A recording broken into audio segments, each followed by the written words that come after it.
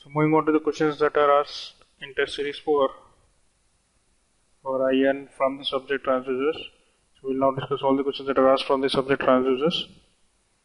The first question is for 2 marks and it is from the topic piezoelectric transducers.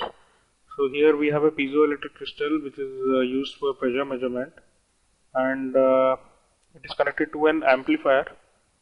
So we have a piezoelectric crystal which is measuring the pressure, and we have an amplifier which is amplifying the output of the piezoelectric transducer, and the amplifier has an input impedance of 20 kilo ohms, and both the piezoelectric and the amplifier are connected using a cable which is of length 10 meters and which is having a capacitance of 100 picofarad per meter. So the capacitance of the cable is given as 100 picofarad per meter. So we are asked to find what is the phase shift because of the capacitance and the internal impedance of the amplifier at the output. So the capacitance of the amplifier is negligible, and the capacitance of the transducer leakage resistance is also negligible, and it is operated at 1 Hz frequency. So we are asked to calculate what is the phase shift in this kind of setup where we have a piezoelectric crystal. So the output is we have a piezoelectric crystal and then we have given it to an amplifier. So this is my PZ.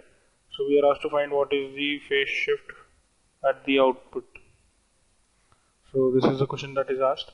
So the phase shift, we know that it is given as pi by 2 minus tan inverse omega tau, where omega is the angular frequency and tau is the time constant of the complete system, which is piezoelectric and the amplifier. We can calculate omega, which is the radial frequency, by the relation 2 pi f, which is 2 pi into given frequency, which is 1 Hz. You can see it here. It is 1 Hz. So it comes out as 6.298 radians per second. And the other quantity in the relation is tau. We need to calculate. Tau is nothing but RC. So it's a first order system. So resistance is given as, or the impedance is given as 20 kilo ohms. I'm substituting that 20 into 10 to the power of 3. And the capacitance here is the total capacitance of the system, which is 100 picofarad per meter, which is of 10 meters length. So 100 picofarad into 10, which comes out as 100 into 10 to the power minus 12 into 10. So the total time constant comes out as 20 into 10 to the power minus 6 seconds. So we have now calculated all the quantities required to calculate the phase shift. So I substitute the calculated quantities in the equation, and when I substitute omega and tau, the answer comes out as 89.992, which I can approximate it to 90 degrees. So the output will have a phase shift of 90 degrees for a frequency of 1 Hz.